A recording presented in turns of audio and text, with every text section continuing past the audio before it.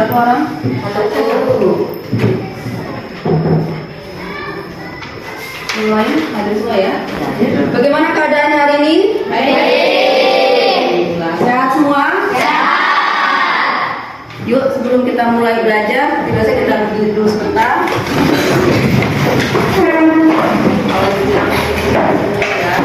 Bahasa Indonesia.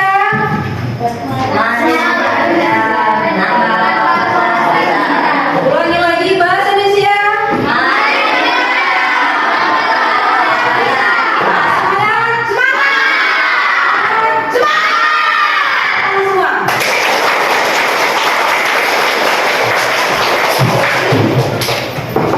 Baiklah anak-anak, sebelum kita lanjutkan belajar kita hari ini, kemarin kita sudah pernah belajar mengenai cerita fabel ya.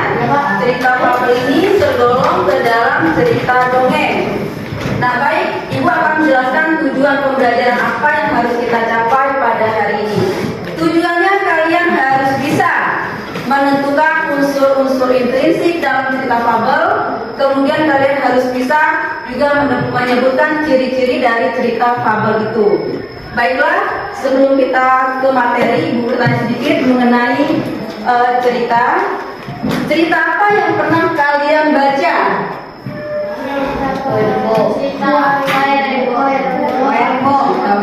Apalagi?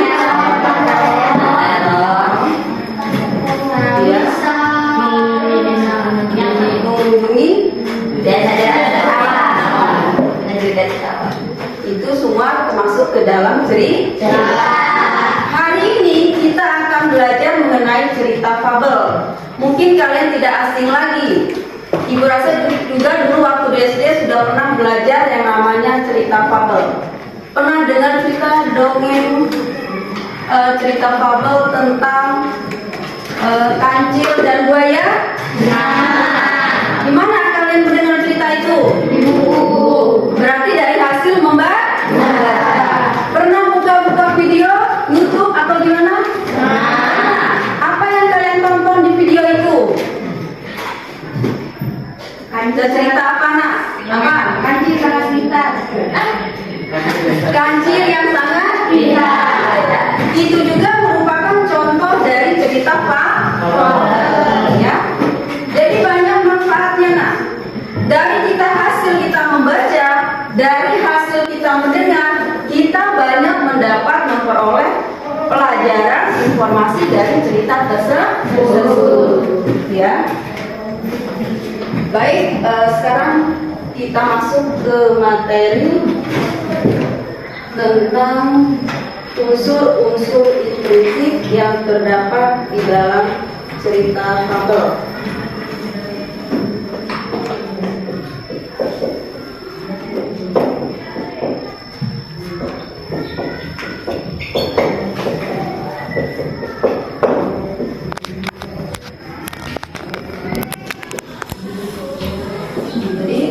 Fabel itu merupakan cerita dongeng yang mengisahkan tentang kehidupan binatang. Nah ini kalau kita sudah belajar mengenai fabel, pasti tidak lepas yang namanya kita harus paham dengan unsur intrinsik.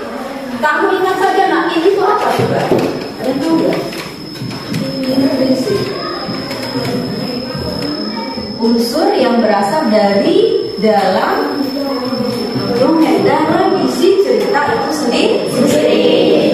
Itu ada 7. Ada yang tahu? Ada yang tahu nggak? Nah ini ya.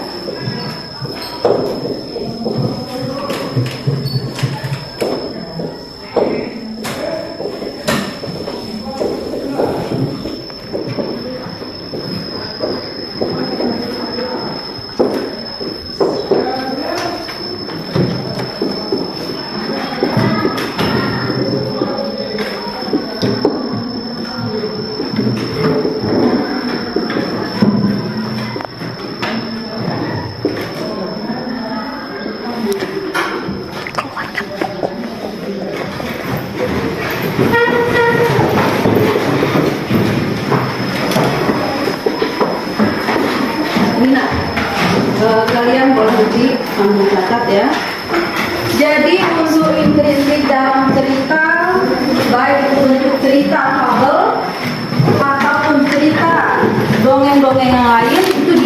menjadi 7 bagian. Tolong kalian sebutkan apa yang sudah ditulis. Kamu tulis. 1 apa? Tema. Tiga. 4. 5. 6. 7.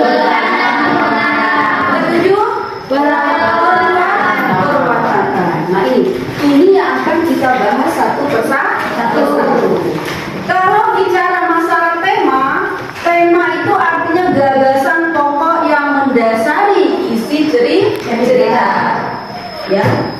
Apakah sama tema dengan judul? Judulnya si kancil yang licik misalnya ya, atau si kancil yang tegas. Ditanya, tema cerita itu apa ya? Itu Bu, si kancil yang licik. Kok sama ya sama judulnya? Tentu ada perbedaan. Ya, kalau dari tema kita didapat dari hasil kita membaca secara keseluruhan isi cerita tersebut, baru menyimpulkan apa itu temanya. Enak? Ingat. Yang kedua, amanat. Pernah nggak dikasih amanat? Pernah. Amanat itu apa? Amanat ya? Apa? Pesan. Amanat adalah pesan. Pesan buat siapa pesan itu? Buat siapa? Muslim? Iya, buat kita sendiri. Buat kita sendiri, buat kita yang membaca.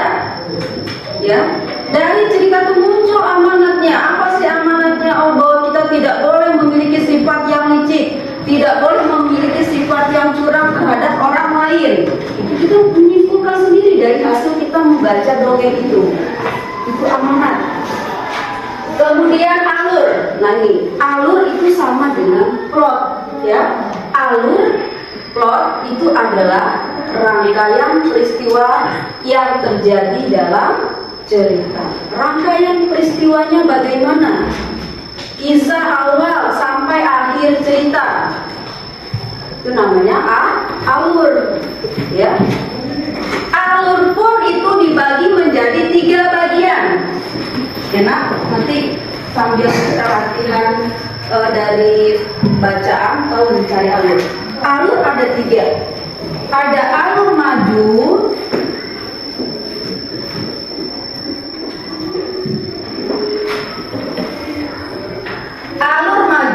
alur mundur, dan alur campuran. Gue rasa kamu nggak bakal bingung kalau bicara masalah alur atau plot. Kenapa? Kalau dia alur maju, ada pernah buat cerita nggak? Kisah berangkat, bisa jalan-jalan tuh. Dari kisah awal kamu bangun subuh, pagi berangkat jalan-jalan ke pantai. Dari pertama bangun tidur sampai di pantai, sampai pulang ke rumah, sampai balik lagi ke rumah. Itu artinya menggunakan alur maju. Dari kisah awal sampai kisah terakhir. Begitu dengan juga menurut kebalikannya. Campuran kisah awal, tengah, akhir, atau dari akhir kita kembali ke awal dan kembali ke akhir. Kemudian latar. Pernah dengar bahasa latar enggak? Latar atau setting. Kalau dalam penongkrongan, dalam film-film, latarnya sama loh. Latarnya di pantai. Kemudian settingnya di sana. Ada yang tahu apa itu latar setting? Ada yang tahu? Tempat dalam cerita. Tempat dalam cerita itu berlangsung, ya. Tempatnya di mana? Saya mau ini Bu, mau membuat, nanti akan membuat cerita yang tempatnya itu latarnya adalah di pinggir sungai misalnya. Oh, latarnya di hutan, gitu nak ya. Jadi tempat berjalannya cerita itu berlangsung, ya. Ya. Penokohan. Ada kata tokoh, ya kan? Penokohan. Tokoh itu siapa? Iya. Jangan takut menjawab. Tokoh. Peran? Iya. Peran Ada yang berperan di dalam cerita. Tokoh artinya orang yang berperan di dalam cerita tersebut, ya. Ini tokoh namanya. Kemudian sudut pandang pengarang. Sudut pandang pengarang. Sudut pandang pengarang juga dibagi menjadi 3 bagian. Ada sudut pandang orang pertama di dalam cerita, sudut pandang orang kedua dalam cerita, sudut pandang orang ketiga dalam cerita. Sudut pandang orang pertama dalam cerita jika cerita itu menggunakan kata aku.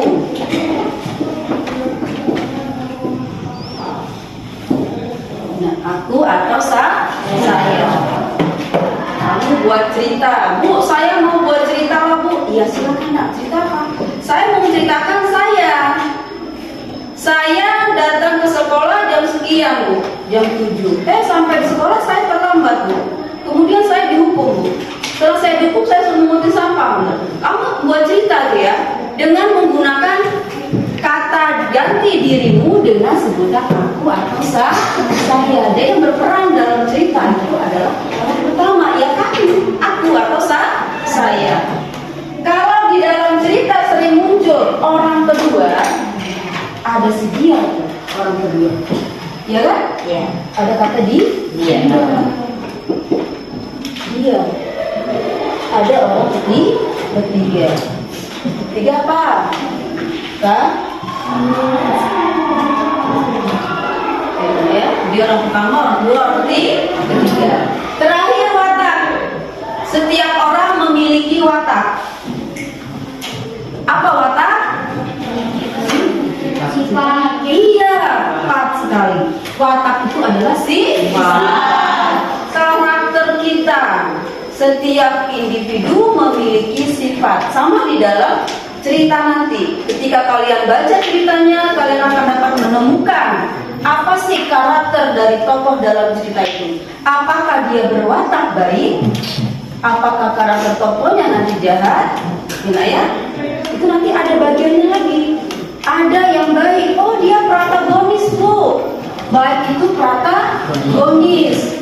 Oh ada yang perannya jahat, Bu. Berarti dia antagonis. Nah ya, ada antagonis, ada juga protagonis.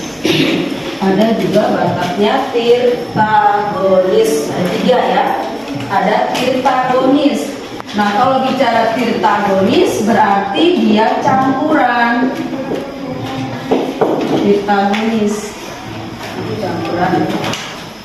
Nah ini baru unsur intrinsik. Sebelum pindah ke materi berikutnya, ada pertanyaan tentang unsur intrinsik ini? Ada pertanyaan dulu nggak? Ini baru materi unsur intrinsik. Pertanyaan? Tidak ada? Tidak ada. Baik, kita lanjut ke bagian ciri-ciri dari fabel. Karena kita akan belajar fabel, ya kan? Tentu harus paham apa sih ciri-ciri cerita fabel itu. Nah, ciri-ciri yang pertama yang pasti adalah tokoh utama cerita diperankan oleh binatang. Ciri-ciri cerita fabel.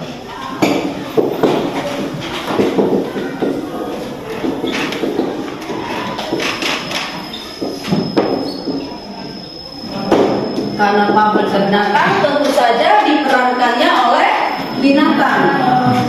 Itu disebut yang pertama ciri-cirinya. Yang kedua, alur cerita dibuat sederhana dan pendek, jadi nggak berbelit-belit ya.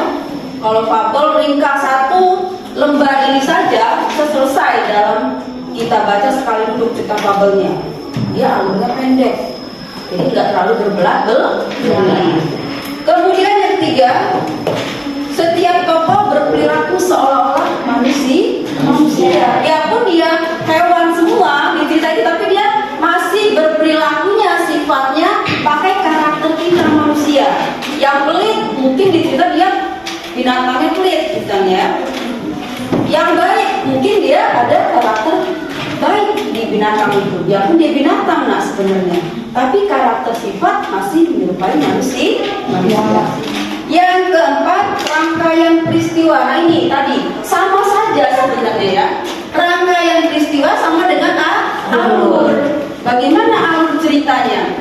kisah dari awal kah sampai akhir, atau dia mengakhiri dari akhir sampai kembali ke awal rangkaiannya. Jadi ada hubungan sebab akibat. Kemudian yang kelima, pada umumnya cerita fabel menggambarkan karakter moral dari manusia serta berisi kritik terhadap kehidupan manusia. Kenapa begitu? Ada tahu nggak? Kenapa ceritanya mengkritik dari sifat karakter manusia? Kalau kamu ketemu semut itu kok bisa beriring-iring ya jalannya misalnya. Padahal nggak ada yang ngajarin, kita aja susah berbaris ya nak ya. Tapi semut bisa berjajar panjang, ya kan? Dengan mudahnya semut beriring-iring mengangkat makanan yang akan dia ambil. Itu artinya apa? Karakter baik dari ingin kerjasama dan gotong royong dari sifat manusia. Padahal kan binatang dia nggak punya akal seperti manusia kan? Tapi karakter baiknya bisa kita ambil contohnya, gitu ya. Jadi kita ambil dari kita nanti apa sih cerita itu isinya, apa ajaran baiknya untuk kita, nah ya.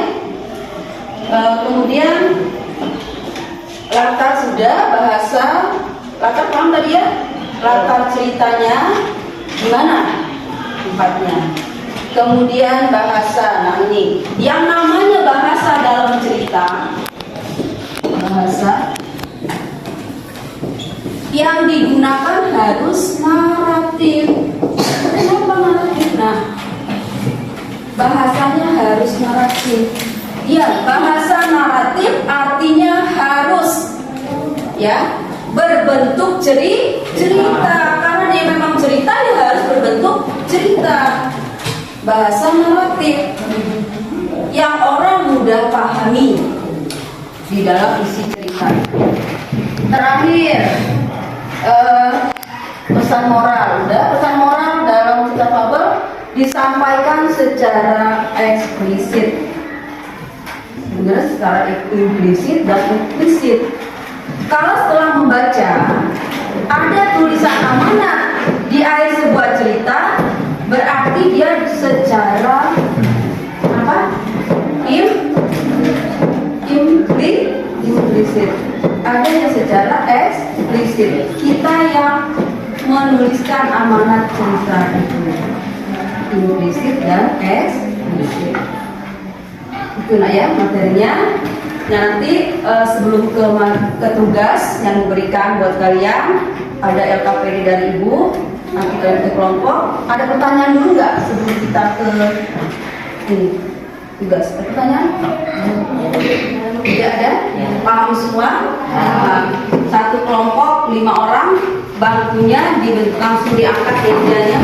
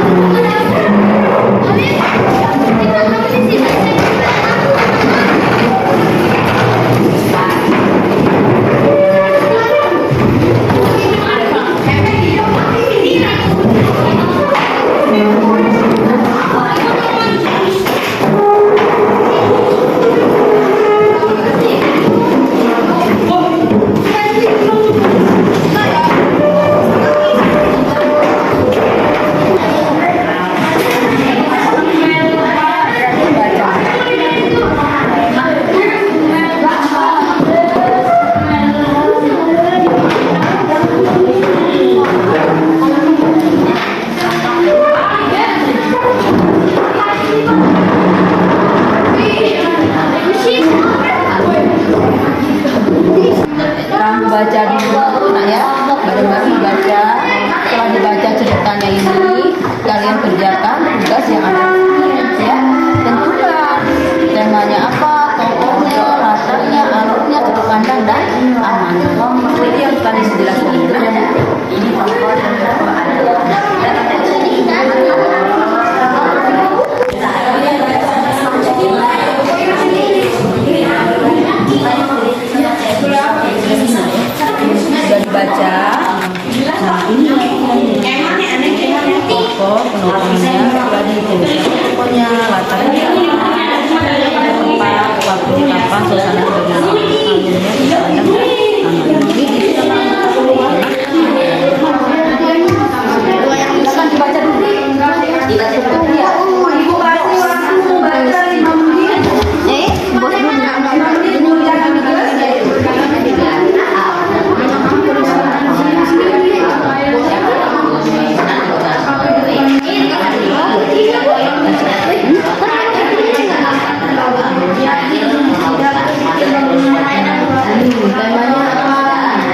bisa keluar ya kayak sama. Kemudian tokohnya, tokoh siapa aja nak tadi? Ada gajah, ada singa. Nah wataknya bagaimana penampakan tadi? Makanya baik tadi ya. Latarnya, nih lihat latarnya, latar tempatnya di mana, waktunya, suasananya, alur sudut pandang dan amanat bisa dicari ya bacaan. Kalau dia nggak ada, menunjukkan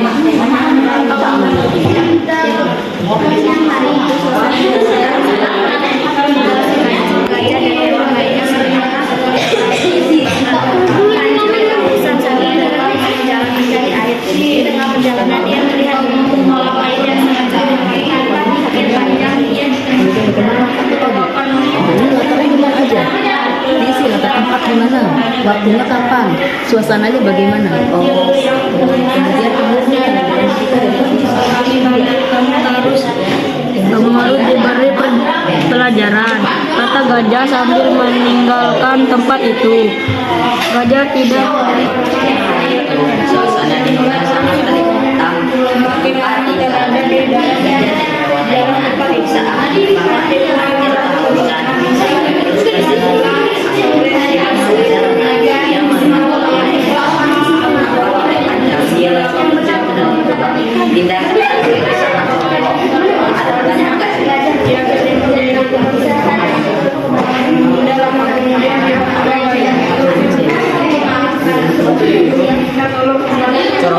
dia tidak berpikir bagaimana cara ke atas. Beberapa kali kaki mencoba untuk memanjat, tetapi dia tidak bisa sampai ke atas. Si kaki tidak bisa berbuat apa-apa. Dia teriak meminta tolong.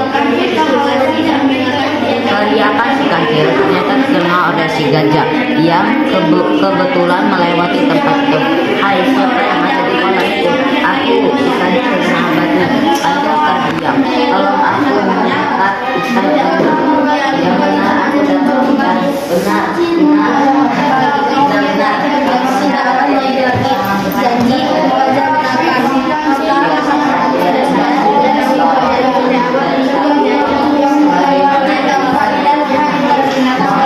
Ada sudah selesai. Waktunya 3-5 menit ya. Akan dikerjakan.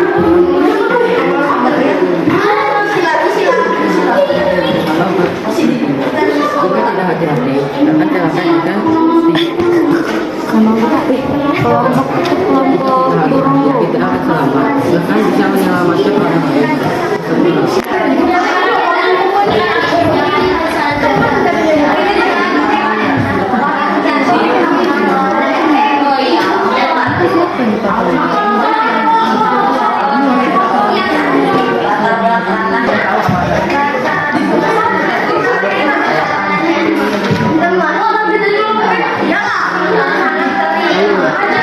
Tempatnya loh.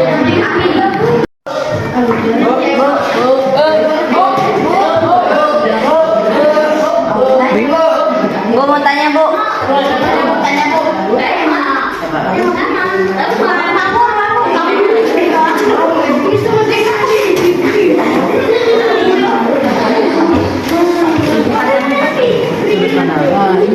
Bagaimana seorang pengarang bercerita? Apakah dia mengatakan pandangan pertama? Kalau dia ada kata aku, kata aku, bukan.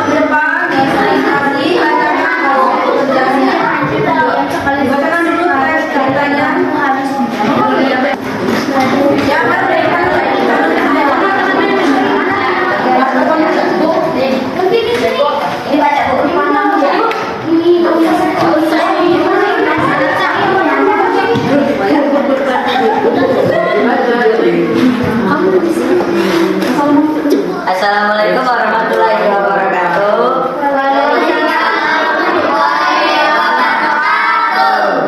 Kami dari kelompok 1, anggota Aikal, Muslim, Lela, Jeffrey, Gerian. Saya di kelas 7C SMP Negeri 03 Bajit. Silakan baca. Pengertian perorangan Abel. Siang hari itu suasana di hutan sangat terik. Tempat tinggal si Kancil, gajah, dan hewan lainnya seakan terbakar. Kancil kehausan sambil terus berjalan mencari air.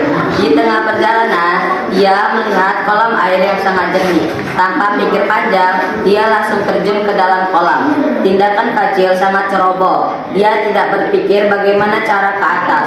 Beberapa kali mencoba untuk memanjat, tetapi ia tidak bisa sampai ke atas. Si Kancil tidak berbuat apa-apa. Ia hanya berteriak meminta tolong. Teriakan si Kancil ternyata terdengar oleh si gajah yang kebetulan melewati tempat itu.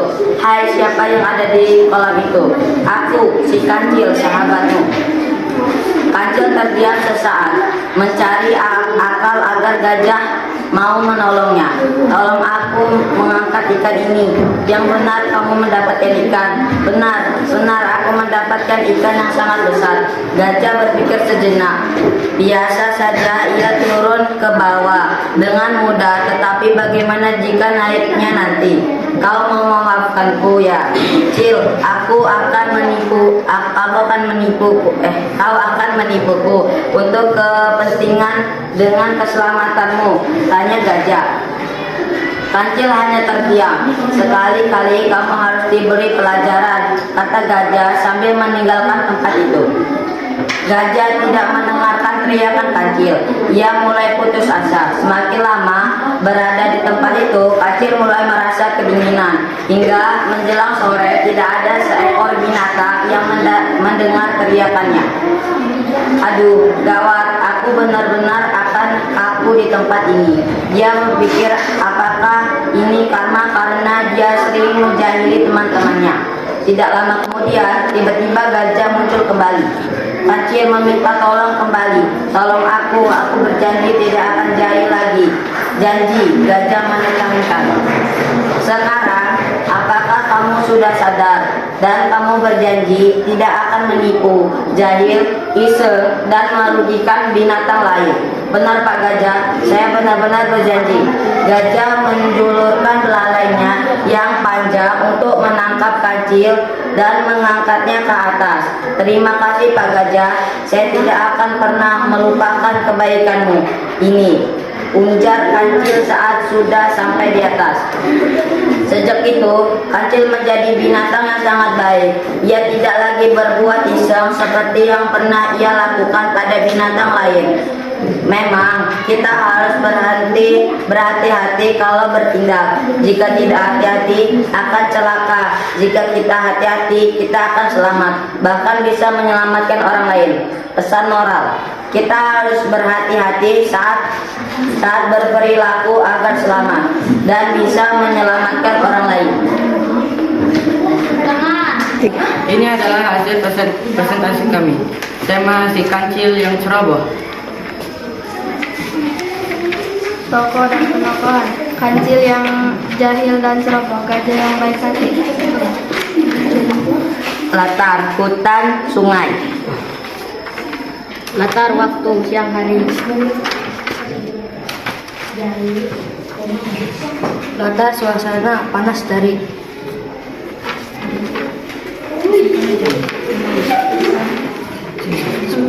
Alur maju. Sudut pandang orang pertama, pelaku pertama. Amanat, kita harus berhati-hati saat berperilaku agar selamat dan bisa menyelamatkan orang lain.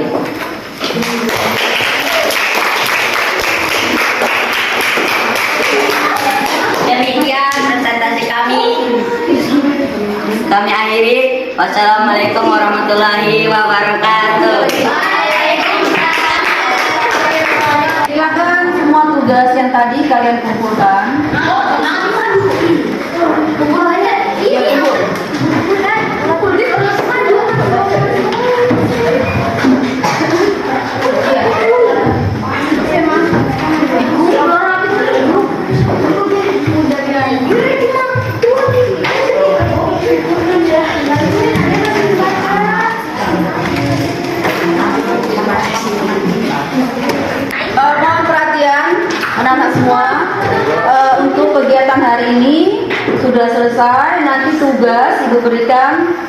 linknya, videonya bisa kalian pelajari di rumah, bisa kalian kerjakan kembali tugas-tugas yang Bu berikan nanti ya nak ya. Nah baiklah, untuk materi hari ini tadi sudah berbicara tentang unsur intrinsik, kemudian ciri-ciri fabel. Demikian, Ibu akhiri. Wassalamualaikum warahmatullahi wabarakatuh.